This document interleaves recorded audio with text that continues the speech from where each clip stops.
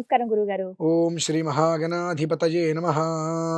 మాఘమాసం సప్తమి చాలా విశేషమైన రోజు. రథ సప్తమి అని తెలుసు గురుగారు. అవునమ్మా. ఆ రోజు ఇంకా ప్రత్యేకమైన పూజలు చేయొచ్చు అని విన్నాను. అవును. మరి మీ మాటల్లో తెలియచేయండి. తప్పకుండా అమ్మా. హరాం హ్రీం హ్రూం హ్రైం హ్రౌం హ్రః ఉద్యన్నద్యమిత్రమః ఆరోహన్నుత్తరాందివం హృద్రోగం మమ సూర్య హరిమానం చ నాశయ సుకేషు మే హరిమానం రోపనాకాసు దద్ధమసి అథో హారిద్రవేషు మే హరిమానం నిదద్ధమసి ఉదగాదయమాదిత్యో విశ్వేన సహసా సహ ద్విషంతం మహ్యం రంధయన్మో అహం ద్విషతే రథం హరాం హ్రీం హ్రూం హ్రైం హ్రౌం హ్రః మిత్రరవి సూర్యభాను గగః పోష హిరణ్యగర్భమరీత్యాదిత్య సవిత్రార్క భాస్కరేభ్యో నమః సంజ్ఞా పద్మినీ ఛాయా ఉషా సమేత హరిహర బ్రహ్మాత్మక సవిత్రశ్రీ సూర్యనారాయణ పరబ్రహ్మణే నమో నమః. నమస్కారం సమర్పయామి. రథసప్తమి. ఒక మనిషి అతను బ్రతికున్నంత కాలంలో ఎలాంటి అనారోగ్యము తలనొప్పి కూడా రాకుండా ఉండాలి అంటే సూర్యనారాయణ స్వామిని ఆరాధించాలమ్మా. విశేషంగా ఆరోగ్యం. అందులో మాఘమాసం ప్రతిరోజు ఆరాధించడం అంటే సుమారుగా ఒక రోజుకి మనం స్వామివారికి అష్టాక్షరి మంత్రాలు ఉంటాయి. ఆ మంత్రాన్ని పారాయణ చేస్తూ ఉంటే రోజు రోజుకి మన ఆయుష్ పెరుగుతూనే ఉంటుందమ్మా. 30 రోజులు 30 అరుణ పారాయణలు చేసి త్రిచ సౌరం అర్ఘ్యాలు ఇచ్చి నమస్కారాలు చేయడం మొదలు పెడితే సుమారుగా 180 రోజుల ఆయుష్ పెరుగుతుంది. నమ్మినా నమ్మకపోయినా నిజం. అంత గొప్పది మాఘమాసం.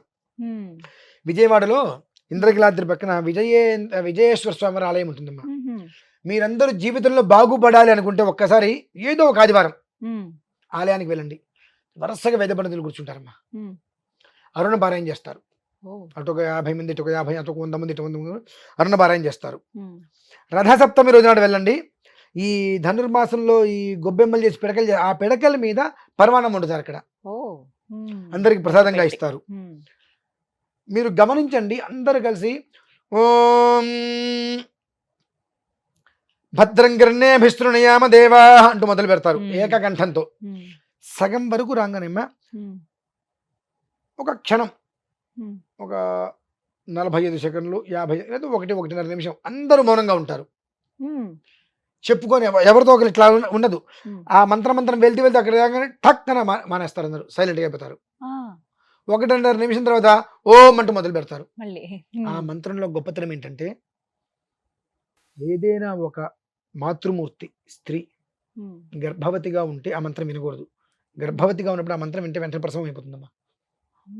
అంత మంత్రం. పూర్వకాలంలో 100కి 100 కూడా సుఖప్రసవం ఎలా అయ్యేవి అంటే, మంత్రసాని ఇంటికి వచ్చినప్పుడు అమ్మాయి లోపల ఇబ్బంది పడుతుంది, లేదా బిడ్డ అడ్డం తిరుగుతుంది అన్నప్పుడు వాకిట్లో కూర్చొని ఆ మంత్రం పారాయణ చేసేవారు. ఆ మంత్రం ఈ లోపల డెలివరీ అయిపోయిందమ్మా. అంత గొప్ప విశేషం. చెప్పుకుంటూ పోతే గురుని సూర్య ఆదిత్యోం అంటే అవి మహాదోషం.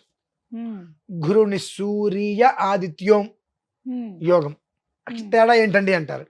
చిన్న అక్షరం ఇక్కడ పలక విధానంలో. గురుని సూర్య ఆదిత్యోం,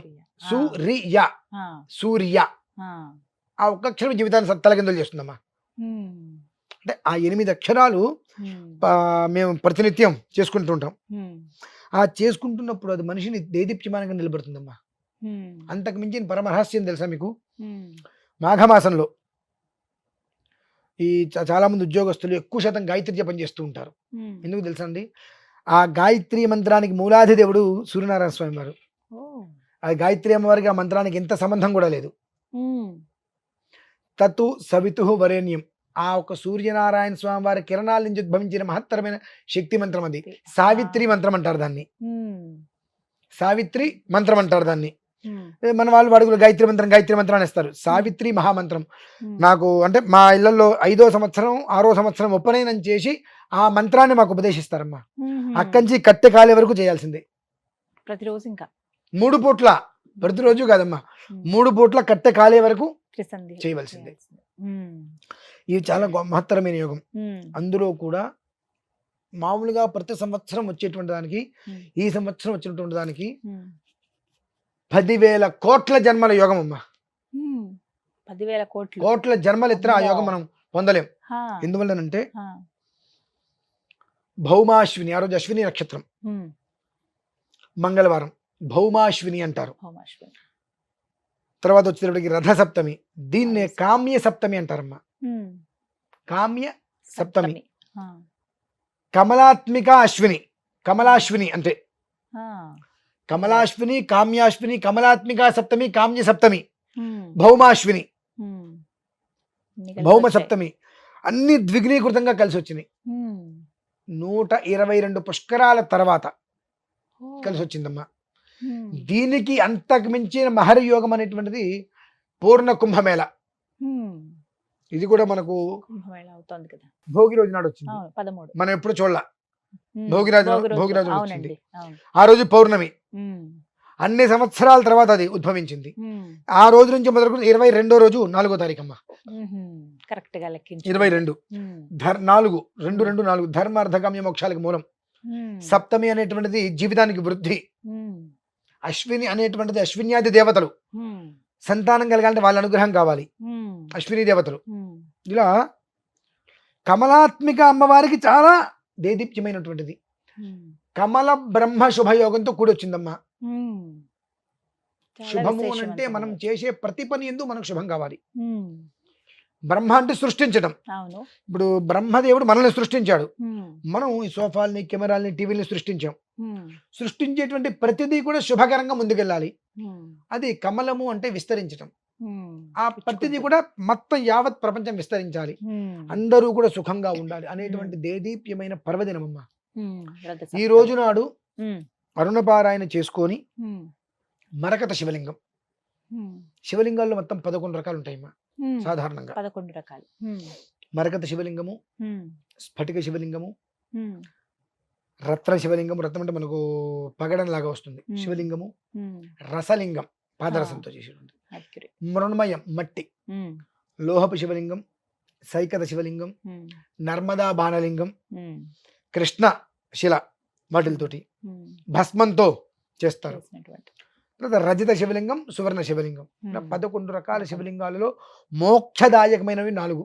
ఆహా, అందులో మళ్ళీ. మొదటిది మరకతం, ఉమ్, రెండోది స్ఫటికం, ఉమ్, మూడోది రజితం, నాలుగోది ఉమ్. సైకతం, ఇసుకతో చేసిన. ఇసకతం. ఆ, ఇటుంటాయి. ఆ, ఇది మనిషి జీవితాన్ని ఎప్పుడూ కూడా ముందుకు నడిపిస్తూ ఉంటాయి. ఉమ్, అందులో ఆ మరకత శివలింగానికి ఆ సప్తమి రోజు నాడు అంటే 4వ తారీఖు ఉమ్.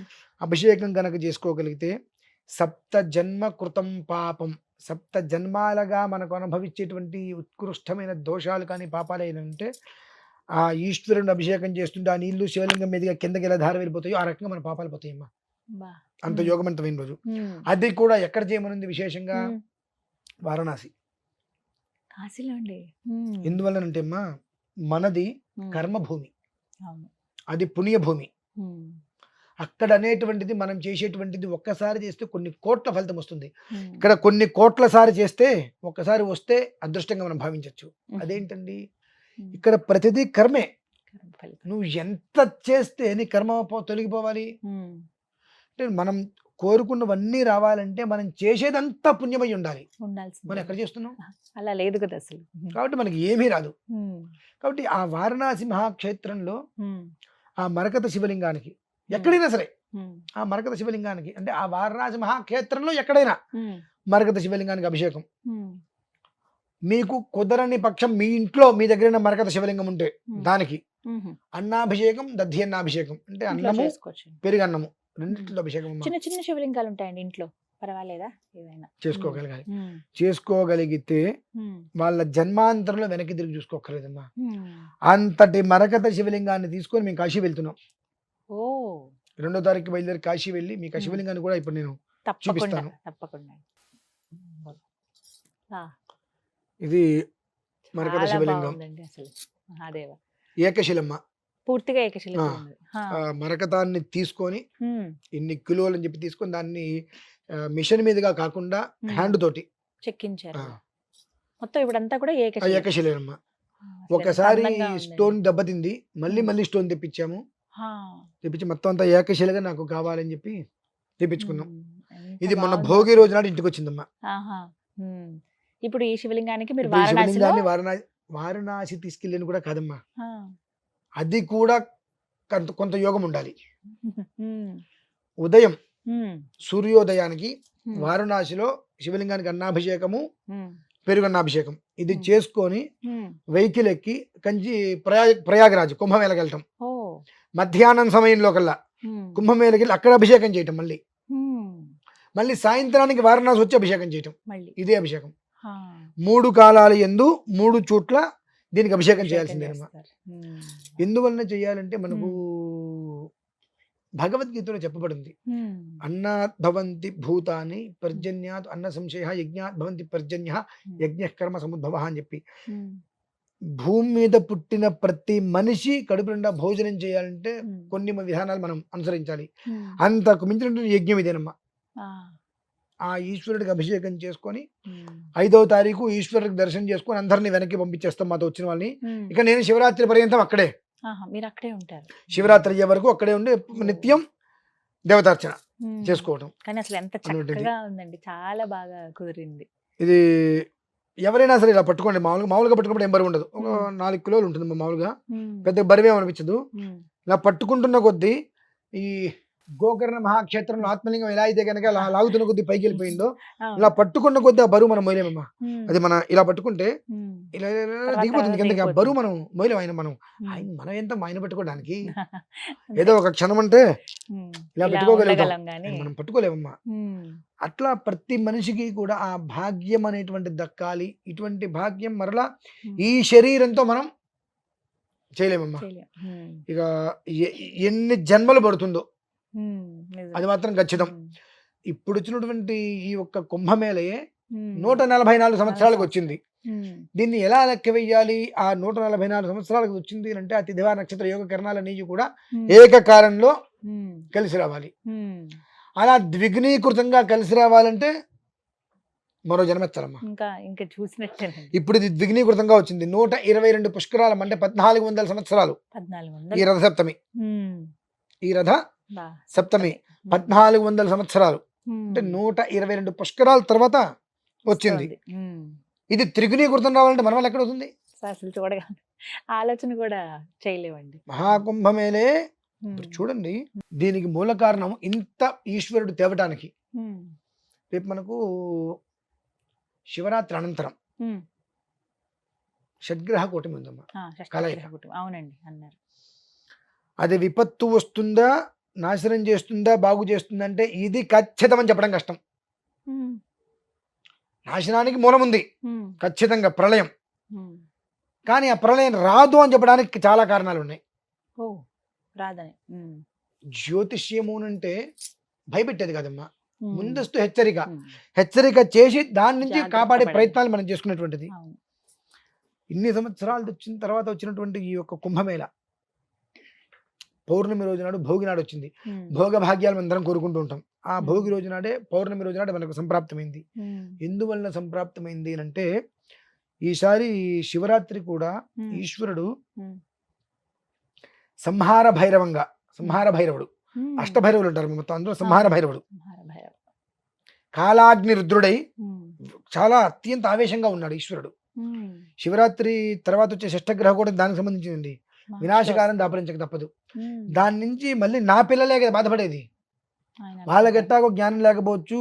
హ్మ్. జగతః పితరౌ కాపాడాల్సిన వందే పార్వతీ పరమేశ్వరు అందరూ నా పిల్లలే అని చెప్పి ఎదుటి మనిషిని హింసించకుండా వాళ్ళు ఎట్లాగో ఉండరు. హ్మ్. వాళ్ళకి జ్ఞానం లేదు కదా నాకు జ్ఞానం లేకుండా ఉంటుందని చెప్పి హ్మ్. వేల సంవత్సరాల క్రితమే పునరుత్పత్తి అనేటువంటిది కొన్ని విషయాల్లో ఉండాలి. కొన్ని విషయాల్లో ఎవరు ఇబ్బంది పడకూడదని చెప్పి ఈ కుంభమేళ లాంటివి తీసుకొచ్చి వందల కోట్ల మంది, కోట్లాది మంది హ్మ్. రుద్రుళ్ళే.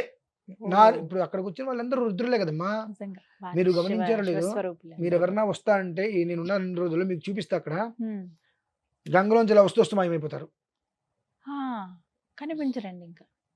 అంతమంది ఇప్పుడు కొన్ని కోట్ల మందొచ్చారు. అవును. రోడ్డు మీద మనకి ఎక్కడ కనిపించారు కదా! ఎక్కడున్నారు వాళ్ళు? వారందరికీ ఇది ఇంత మహా కుంభమేళా ఎవరో తెలుసా? దగ్గర పంచాంగాలు ఉన్నాయా? వస్తారు గదండీ! నిజమే ఇదైతే భగవత్ అద్భుతమే. తత్వం.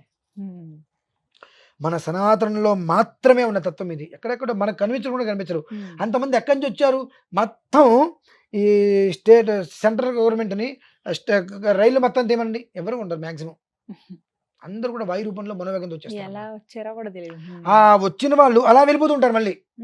చివరికి చూడండి ఎలా వచ్చారో అలానే మొత్తం శూన్యం ఏమి ఉండదు. అంతమంది రుద్రులు ఏకులు ఎక్కడికి వచ్చి ఏకకాలంగా ఏకకంఠంతో రుద్ర నమశివాయ నమశివాయ నమశివాయ హర హర మహాదేవ్ అనుకుంటూ ఆయన నామస్మరణ ఆయనే చేసుకుంటున్నాడు అక్కడ. హరహ అంటే చాలు ఎన్నో రకాల దోషాలు పోతాయి. అటువంటిది ఈ గ్రహకూటమి ఒక లెక్క. అందుకని ముందుగా ఇలా రావడం ప్రణాళికలో తీసుకొచ్చాడు. అదే క్రమంలోనే కమల బ్రహ్మ శుభయోగం. కమలము అంటే విస్తరించటం, బ్రహ్మము అంటే సృష్టించటం. ఆ సృష్టించినటువంటి పదార్థం ఏదైనప్పటికీ కూడా శుభకరంగా అందరికీ యోగించటం, అది ప్రపంచం మొత్తం విస్తరించడం ఆ యోగంలో వస్తుందమ్మా. కాబట్టి ఆ యోగం సర్వజనులకి అందాలన్న ఒక ఉద్దేశంతో ఇక్కడ చేసే విధానాన్ని అనుసరిస్తూ ఆ రోజు నాడుకు వెళ్ళి, నేను వెళ్తే ఫ్లైట్ లో కానీ లేదా కారులో కానీ వెళ్ళిపోయి ఇక్కడ నుంచి మొత్తం తీసుకొని అక్కడ ఆరాధన చేయడం. వారణాసిలో ఆరాధన జరుగుతుంది. అదే రోజు మధ్యాహ్నం కుంభమేళలో ఆరాధన, అదే రోజు సాయంత్రం మళ్ళీ కాశీ. ఎన్నో తారీఖు వచ్చింది గురువు? 4వ తారీఖు. 4 సప్తమి ఆ రోజునే. చాలా విశేషవంతమైన రోజు అండి. మామూలు విశేషం అయితే కాదమ్మా అది. పాల్గొనొచ్చా అండి ఎవరైనా? ఇబ్బంది లేదు. మాతో పాటు వస్తానంటే మేము తీసుకెళ్తాం, లేదు ముందే వచ్చేసి అక్కడ ఉంటాము అంటే అక్కడ ఉండవచ్చు. ఎవరెక్కడున్నా 3వ తారీఖు రాత్రికి మాకు అందుబాటులోకి వస్తే 4వ తారీఖు ఉదయం వారి స్వహస్తాలతో అభిషేకం చేయొచ్చమ్మా. ఆ ఒక్క అవకాశం కాశీలో ఉంటుంది. మరలా ఇక్కడికి వచ్చిందే ఆ భాగ్యం ఉండదు. చేసుకోవచ్చు, ఇక్కడ చేసుకోవచ్చు, మరలా మాతో పాటు అక్కడికి వచ్చి కుంభమేళాలో కూడా చేసుకోవచ్చు, మరలా మళ్ళీ కాశీ వచ్చి చేసుకోవచ్చు. వచ్చేటువంటి వాళ్ళకి 5వ తారీఖు స్వామివారి యొక్క దర్శనాన్ని దగ్గరుండి ఇప్పించి, ఎవరిని విశ్వేశ్వర స్వామి వారి దర్శనం దగ్గరుండి ఇప్పించి, అన్నపూర్ణ అమ్మవారి దర్శనాన్ని ఇప్పించి మళ్ళీ తీసుకురావడం జరుగుతుందమ్మా. అంటే తీసుకురావడం వాళ్ళందరూ మళ్ళీ పంపించడం జరుగుతుంది. నేను శివరాత్రి అయ్యే వరకు అక్కడే స్థిరంగా ఉండి శివరాత్రికి రుద్రయాగాన్ని పూర్తి చేసుకొని నేను రావడం జరుగుతుందమ్మా. చాలా అద్భుతమైన విశేషం. ఈ కలవు అంటే కలియుగం, ఈ ఒక్క శరీరంతో మాత్రం అటువంటి పుణ్య దినాన్ని మనం చూడలేం. అంటే మళ్ళీ ఎప్పటికి రావాలంటే మళ్ళీ 122 పుష్కరాలంటే కూడా కష్టంగానే ఉంది గురుగారు. మనకు తర్వాత 10 తరాలు 15 తరాలు దాడుతుంది. మనం ఎక్కడ అసలు అప్పటికి ఎలా ఉంటాం, మనం చేసుకునే పుణ్యం మాత్రం వాళ్ళకి అందుతుందండి. మన తర్వాత తరాల వాళ్ళకి ఆ పుణ్యం వాళ్ళకి ఇవ్వగలిగితే వాళ్ళు ఆనందంగానే ఉంటారు. అదమ్మా పరిస్థితి. ధన్యవాదాలు.